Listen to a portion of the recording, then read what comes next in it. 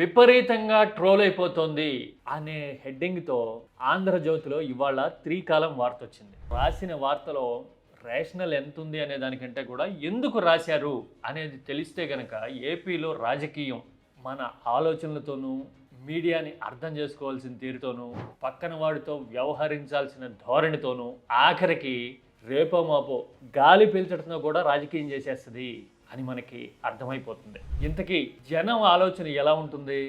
Development విషయంలో అయినా, politics విషయంలో అయినా, మీడియా విషయంలో అయినా 3 పార్టీలు ఉన్నాయి అనుకుంటే 3 పార్టీల ధోరణి ఎలా ఉంటుందో, ఎవరి స్ట్రెంగ్త్ ఏంటో, ఎవరి వీక్నెస్ ఏంటో మనకి తెలిస్తే ఏపీ రాజకీయాల్లో ఇంత పెక్యులారిటీ ఉందా అనేది అర్థం కావడమే కాదు, అసలు గేమ్ చేంజర్ ఏంటో కూడా తెలిసిపోతుంది. టీడీపీ స్ట్రెంగ్త్ ఏంటి, వీక్నెస్ ఏంటి గ్రౌండ్ లెవెల్లో, వైసీపీ ఏ పాయింట్ మీద బేస్ అయి నడుస్తూ ఉంది, అలాగే జనసేనను చూస్తే ఏం అర్థమవుతుంది మనకి క్షేత్రస్థాయిలో. ఈ 3 పాయింట్లు చూద్దాం మనం. రాజకీయాలకి అతీతం ఇది, కేవలం నేరేటివ్ డిజైనర్గా క్షేత్రస్థాయి రియాలిటీని అనాలిసిస్ చేసే ప్రయత్నం ఇది. ఎందుకంటే మీడియా కూడా నీతో ఒక చెడు కూడా ఆడుతూ ఉన్నప్పుడు వాస్తవాలు తెలుసుకోవడం అనేది కనీసం నీ బాధ్యత.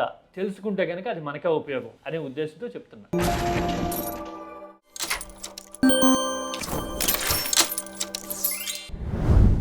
కాదేది కవితకి అనర్హం అని ఒక మాట ఉండేది కదా, అలాగా ఏపీలో కాదేది రాజకీయానికి అనర్హం. పథకాల విషయంలో అదే, పబ్లిసిటీ విషయంలో అదే, మీడియా సాధారణ వార్తలు రాయడంలో కూడా అదే, మన ఆలోచనల్లో కూడా అదే, ఆఖరికి మన ఇంట్లోంచి బయటకు వెళ్తే మన సందులోనో మన గల్లీలోనో పక్కన వాడితోనో మాట్లాడేప్పుడు కూడా వచ్చేది అదే.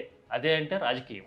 రాజకీయము మన ఆలోచన విడదీయ రాని కంజాయిండ్ ట్విన్స్ అయిపోయిన చోట అసలు ఎంత ట్విస్టీగా ఉంటుందో రాజకీయం తెలియాలి అంటే అసలు ఎవరి మైండ్ సెట్ ఏంటో అర్థం కావాలి. పార్టీల వారీగా ఎవరి ధోరణి ఎలా ఉంటుందో చూద్దాం. ఇది నాయకత్వాలకు సంబంధించింది, వ్యూహాలకు సంబంధించిన విషయం కాదు. క్షేత్రస్థాయిలో ఆ పార్టీలని సమర్థించే వాళ్ళ మైండ్ సెట్కి సంబంధించిన పాయింట్. అంటే జనం వైపు నుంచి చెప్తున్నా నేను. టీడీపీని సమర్థించే వాళ్ళు సాధారణంగా ఒక విచిత్రమైన తెలివితేటలతో ఉంటారు. విచిత్రమైన తెలివని ఎందుకంటున్నానని తెలుసా? ప్రతి దాంట్లోనూ ఒక లాజిక్ తీసుకొచ్చి తమ వాదనని వినిపించేందుకు ట్రై చేస్తున్నట్టుగానే రాజకీయాన్ని భుజాన వేసుకుంటారు వీళ్ళు. అంటే ఏం జరిగినా కానీ మాదే పై చేయి, కింద పడినా కానీ మేమే పైన ఉన్నాం అని చెప్పడం ఎట్లాగో వీళ్ళకి ఒక ప్రత్యేకమైన ఆర్ట్తో నేర్చుకుంటారు. టీడీపీ కాంగ్రెస్తో పొత్తు పెట్టుకుందనుకోండి, కాంగ్రెస్కి వ్యతిరేకంగా పుట్టిన పార్టీ కదా, అసలు సిద్ధాంతాలు గాలి వదిలి ఇలా ఎలా చేసింది అని అనే ముందే కాంగ్రెస్తో అసలు పొత్తు ఎందుకు పెట్టుకోవాలో వాడు ఆర్గ్యూ చేసేస్తుంటాడు మనతో. అసలు పెట్టుబడి వల్ల ఎన్ని ఉద్యోగాలు వస్తాయని చర్చ జరుగుతుంది అనుకోండి, 22,000 కోట్లు రాయితీలు ఇవ్వడం ఎందుకు అవసరమో వాడే చెప్పేస్తుంటాడు మనకి. అంటే వాడు కమ్యూనికేట్ చేయడం కన్నా మన మైండ్ని మ్యానిపులేట్ చేయాలి అనే ధోరణి వీళ్ళలో ఎక్కువ ఉంటుంది. కొద్దో గొప్ప బ్యాక్గ్రౌండ్ స్టడీ చేసి పార్షియల్గా ఉన్న అంకెల్ని, ఫ్యాక్ట్స్ని కూడా తమ వైపు తిప్పుకోవడంలో వీళ్ళకి ఒక ప్రత్యేకమైన ఎక్స్పర్టీస్ ఉంటుంది. వీళ్ళంతా యూనిఫామ్ తొడిగినట్టు ఒకే ప్యాటర్న్ అంటే అర్థమవుతుంది కదా, ప్యాటర్న్కి సంబంధించిన వాళ్ళే ఉంటారు. తర్వాత కలిసి వచ్చే కాలంలో అడ్డగోలుగా చెలరేగిపోవడం అనేది వీళ్ళ ఫీచర్. కాలం కలిసి రాలేదనుకోండి, ఫలితం ఎదురు తిరిగిందనుకోండి, స్టన్ సైలెన్స్. నాకు పర్సనల్గా కూడా చాలామంది ఫ్రెండ్స్ని చూసినప్పుడు అనిపించేది, అధికారంలో ఉంటేనేమో అడ్డగోలుగా అసలు వీళ్ళే అధికారంలో అయినట్టు, వీళ్ళే అధికారం చెలాయిస్తున్నట్టు చెలరేగిపోతారు.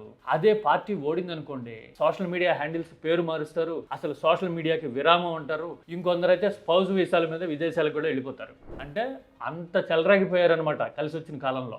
కలిసి రాని కాలం వీళ్ళని వెంటాడుతుందేమో అని భయం కూడా వీళ్ళలో ఎక్కువ ఉంటుంది. ఇది వీళ్ళ జెనెటికల్ ఫీచర్.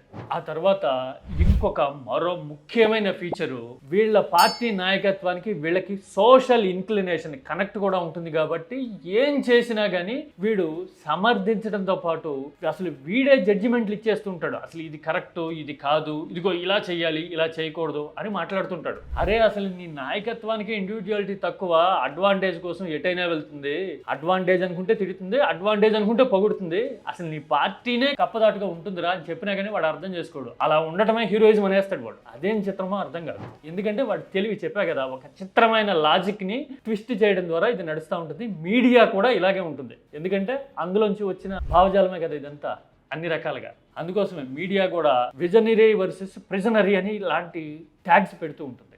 అదేంటి, ఒక మాజీ ముఖ్యమంత్రి నీకు ఇష్టం లేకపోయి ఉండొచ్చు, గిట్టకపోయి ఉండొచ్చు, ఆయన మీద రాజకీయ కేసులైనా ఉండుండొచ్చు, కానీ పేరు కూడా పెట్టకుండా ప్రిజనరీ అని చెప్తే నువ్వు పర్సనల్గా అలా అటాక్ చేస్తే కనుక వయసు రీత్యా నీ వైపు ఉన్న నాయకత్వానికి లిమిటేషన్స్ ఉన్నప్పుడు, విజిబుల్గా కనిపించే ఫిజికల్ లిమిటేషన్స్ ఉన్నప్పుడు వాళ్ళు కూడా ఆ పేర్లు పెట్టి తిరిగితే కనుక ఎలా ఉంటుంది పరిస్థితి అనే ఇంగితం కూడా వీళ్ళకు ఉండదు. అంటే ప్రతి దాన్ని రాజకీయం చేసేయాలి అనేది వీళ్ళ మోటో. ఇది మనకి నిరంతరం మీడియాలోను, సోషల్ మీడియాలోను, ఆలోచనల్లోనూ, ఆర్గ్యుమెంట్లోనూ కనపడుతుంది. ఇది క్లియర్. ఇక నెక్స్ట్ వైసీపీ మీడియా బలం లేకపోయినా, అసలు విపక్ష హోదా కూడా సాధించలేనంత స్థాయికి పడినా కూడా గ్రౌండ్లో బలంగా ఎలా ఉంది? అపారమైన మెజారిటీ సాధించా అని చెప్పుకునే నాయకుడు కూడా నిరంతరం అభద్రతలో బతికేలాగా ఎలా చేయగలుగుతుంది అంటే ఒక్క పాయింట్ ఉంటుంది. అదేంటో తెలుసా? క్లారిటీ. ఈ క్లారిటీ ఎలాగంటే పైనుంచి కింద వరకు కమ్యూనికేషన్ ఛానల్ అనేది పెక్యులియర్గా ఉంటుంది. అది ఎలాగో తెలుసా? చాలామంది లైన్లో నిలబడి ఓట్లు వేశారు, అక్క చెల్లెమ్మలు అభిమానస్తులందరి సపోర్ట్ ఏమైపోయిందో తెలియదు అని జగన్ ఒక మాట అన్నాడు కదా ఫలితాలు వచ్చిన తర్వాత. దానికి అసలు అర్థమేంటో వీళ్ళందరికీ అర్థం అవడమే కాదు, ఆ ఆర్గ్యుమెంట్ని జనంలోకి తీసుకెళ్ళడానికి, మిగతా వాళ్ళందరికీ చెప్పడానికి పదే ట్రై చేస్తుంటారు, బిలీవ్ చేస్తుంటారు. అంటే వీడికి అంత అండర్స్టాండింగ్ ఉంటుంది. లీడర్ చెప్పాడంటే ఇది కరెక్ట్ అనుకోవడమే కాదు, ఆ కనెక్ట్ కూడా వీడు మెయింటైన్ చేస్తుంటాడు. బహుశా జాతీయ స్థాయిలో బీజేపీ ఎలాగైతే మోడీని హార్డ్ కోర్గా ఎట్ ఎనీ కాస్ట్ సపోర్ట్ చేస్తుందో, అదే మోడల్లో అంతకు మించిన పర్సనల్ ఎఫెక్షన్తో ఇది నడుస్తుందేమో అని అనిపిస్తుంది. ఆ తర్వాత వీళ్ళకుండే మరో ఫెసిలిటీ కానీ అడ్వాంటేజ్ కానీ ఏంటంటే వీళ్ళు మాట మార్చాల్సిన పనిలే. జెండా ఏది ఎప్పుడు మోయాలో తెలుసుకోవాల్సిన అవసరం కూడా లేదు. ఎందుకంటే ఒకటే జెండా ఉంటుంది, ఒకటే మాట ఉంటుంది. ఇప్పుడు మోడీ విషయంలో అనుకోండి, ఒకటే లైను పార్టీకి కానీ, వాళ్ళ నాయకుడికి కానీ, వీడికి కానీ. అది మారదు. ఒకసారి నల్లజొక్కాలేసుకు తిట్టక్కర్లా, ఇంకొకసారి వంగి దండాలు పెట్టి పొగడక్కర్లా. అలాగే పొత్తుల కోసం ఏ పార్టీతో స్నేహం చేస్తున్నామో, ఏ పార్టీతో విరోధం పెట్టుకున్నామో అనే కన్ఫ్యూజన్, వివరింగ్ వీడికి ఏ టైంలోనూ ఉండదు. ఎందుకంటే ఏ విషయంలో అయినా సరే, పాలసీ మేకింగ్ దగ్గర నుంచి పాలిటిక్స్ వరకు అన్నిట్లోనూ ఒకే స్ట్రైట్ లైన్ లాంటి విధానం ఉంటుంది. కాబట్టి వీడికి చాలా ఎమోషనల్ అండ్ మెంటల్ కంఫర్ట్ ఉంటుంది. అంటే ఇది మన లైను, ఇది ఇట్లా వెళ్ళిపోవాలి అని వీడికి క్లారిటీ ఉండటం వల్ల ఆ లెవెల్, ఆ ఎంగేజ్మెంట్ మెయింటైన్ చేస్తుంటాడు. ఆ తర్వాత ఓడినా గెలిచినా కానీ వీడు అలాగే ఉంటాడు. గెలవడం మూలన వీడు నేరుగా ప్రత్యేకంగా గెయిన్ అయ్యి ఉండడు. వాలంటీర్ లాంటి వ్యవస్థలు ఏవో వచ్చేసి ఉంటాయి, వీడి ఇన్వాల్వ్మెంట్ పెద్దగా ఉండుండదు. ఎమ్మెల్యేలు కూడా వీడిని పెద్దగా ఖాతరు చేసిన పరిస్థితి లోకల్గా ఉండదు. అయినా సరే వీడు ఆ భావజాలమో, నాయకత్వమో, లేకపోతే వాడి ఐడెంటిటీనో అనుకుంటాడు. అనుకని అట్లాగే ఉండిపోతాడు. ఇది వైసీపీలో కనపడే ఫీచర్. ఇక ఆ తర్వాత మీరు సత్రకయ్యానండి, ఇంకోటనండి ఏదైనా అనండి, కానీ పార్టీగా జనసేనకు ఒక రిలవెన్స్ ఉంది. కాబట్టి జనసేన ఎలా ఉంటుంది అనేది కూడా చూద్దాం. జనసేన సిద్ధాంతపరంగా కానీ, పనితీరు పరంగా కానీ ప్రత్యేకమైన ఒక వాదాన్ని కానీ, ఐడెంటిటీని కానీ క్యారీ చేయట్లా. ఇప్పటివరకు క్యారీ చేయదు కూడా. ఎవరితో పొత్తు పెట్టుకుంటే వాళ్ళకి సంబంధించిన విధానాన్ని మోసుకుపోతుంది. ఇప్పుడు టీడీపీతో ఉన్నారు కాబట్టి టీడీపీ విధానమే వీళ్ళ విధానం. ఒకప్పుడు టీడీపీతో విభేదించారు కాబట్టి, పేర్లు పెట్టి తిట్టారు కాబట్టి ఈ పార్టీ నాయకులు, అప్పుడు టీడీపీని వ్యతిరేకించాలి, ఓడించాలి. అంతే, వీడికంటూ ఏముండదు. ఎందుకంటే ఇది పూర్తిగా ఒక పర్సన్ ఆధారితంగా నడిచిపోయే వ్యవస్థ. అంతే, వీడు ప్రత్యేకమైన లాజిక్ ఉండదు, సబ్జెక్టు మాట్లాడడం, ఇంకోటి. తర్వాత బండ నీచమైన బూతులు తిడుతూ ఎదుటి వాళ్ళ మీద వీళ్ళు హేయమైన కామెంట్లు పెడుతూ ఉంటారు. ఎందుకంటే పాపం పెద్దగా చదువుకుని ఉండరు, అవగాహన ఉండదు, చెప్పుకోవడానికి సిద్ధాంతమో పర్ఫార్మెన్స్ లేదు. దానివల్ల ఇలాంటి బూత్ కామెంట్లు, అసలు సంబంధం లేని తిట్లు వచ్చేస్తుంటాయి. ఇది సిమిలర్గా కనిపించే మెంటాలిటీస్. అందరూ ఇదే మూసలో పోసినట్టు ఉంటారు 100% అని చెప్పలేకపోయినా, మెజారిటీ ఆఫ్ దెమ్ 3 పార్టీల్లో ఈ ఫీచర్స్ని మెయింటైన్ చేయడము పొలిటికల్ ఐడెంటిటీ అయిపోయింది ఇప్పుడు ఏపీలో.